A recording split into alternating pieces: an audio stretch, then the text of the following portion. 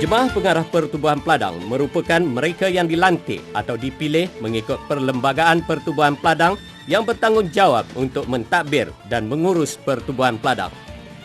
Dalam menjalankan tugas dan tanggungjawab mentadbir Pertubuhan Peladang, Jemaah Pengarah adalah tertakluk mengikut Perkara 51 Perlembagaan Pertubuhan Peladang.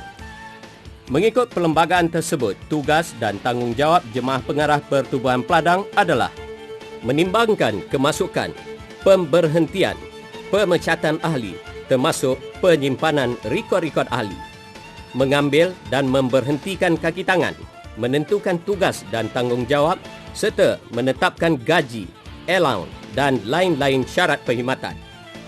Menimbangkan segala perkhidmatan, projek atau rancangan-rancangan yang dijalankan oleh Pertubuhan Peladang dan mana-mana yang perlu dirujukkan kepada Mesyuarat Agung untuk diputuskan oleh ahli.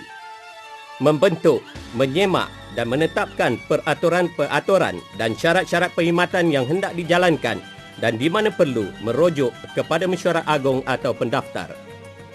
Merancang dan menyusun mesyuarat-mesyuarat agung tahunan dan memerhatikan supaya keputusan-keputusan yang diambil dalam mesyuarat tersebut dijalankan. Menimbang dan membuat pinjaman-pinjaman luar seperti daripada Lembaga Pertubuhan Peladang, Bank Pertanian, Pertubuhan Peladang dan institusi kewangan tertakluk kepada had pinjaman luar yang telah diluluskan oleh Mesyuarat Agung dan pendaftar. Menimbang dan membuat pelaburan Pertubuhan Peladang tertakluk kepada had pelaburan yang diluluskan oleh Mesyuarat Agung dan pendaftar.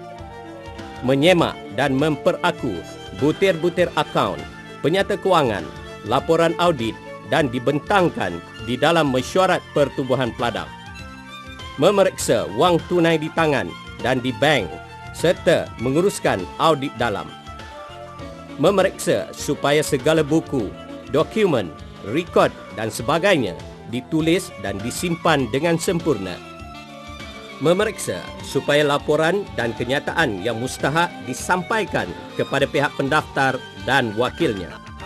Menimbangkan kontrak dan perjanjian yang akan diperbuat oleh Pertubuhan Peladang dengan pihak yang lain serta memberi kuasa kepada pengurusi dan pengurus untuk menandatangani kontrak atau perjanjian tersebut. Menyemak pindaan kepada Perlembagaan Pertubuhan Peladang dan merujuk kepada Mesyuarat Agung.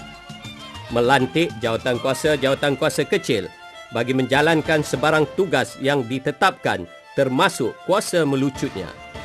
Menimbang segala pembelian dan penjualan harta dan menjalankan lain-lain kuasa yang diperwakilkan oleh Mesyuarat Agung dari masa ke semasa. Perkhidmatan Jemaah Pengarah adalah secara kehormat dan tiada bayaran gaji kecuali bayaran honorarium yang diluluskan dalam Mesyuarat Agung Tahunan Pertubuhan Peladang. Jemaah Pengarah boleh dibayar tambang dan allowance bagi menghadiri mesyuarat-mesyuarat Pertubuhan Peladang. Di samping itu, Jemaah Pengarah hendaklah memastikan segala tindakan yang dilaksanakan tidak terkeluar dari batas kuasa yang ditetapkan. Sebarang kerugian Pertubuhan Peladang yang disebabkan salah guna kuasa oleh Jemaah Pengarah seperti kecurian, penipuan dan pecah amanah, Jemaah Pengarah secara individu atau kesemuanya akan dipertanggungjawabkan.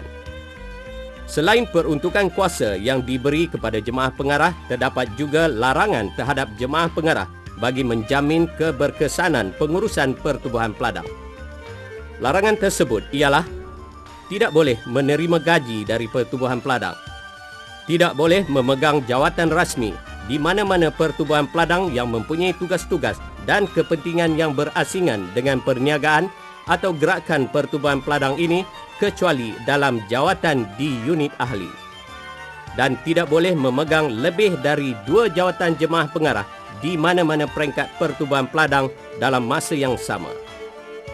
Mengikut Seksyen 14-5 Akta 109 Pertubuhan Peladang 1973, seseorang Jemaah Pengarah perlu digugurkan atau dikosongkan apabila berlaku perkara-perkara seperti jika ia menjadi bankrupt, disabitkan atas suatu kesalahan jenayah, tidak menghadiri mesyuarat Jemaah Pengarah 3 kali berturut-turut tanpa kebenaran, berhenti daripada menjadi seorang warga negara Malaysia atau seorang ahli pertubuhan peladang itu.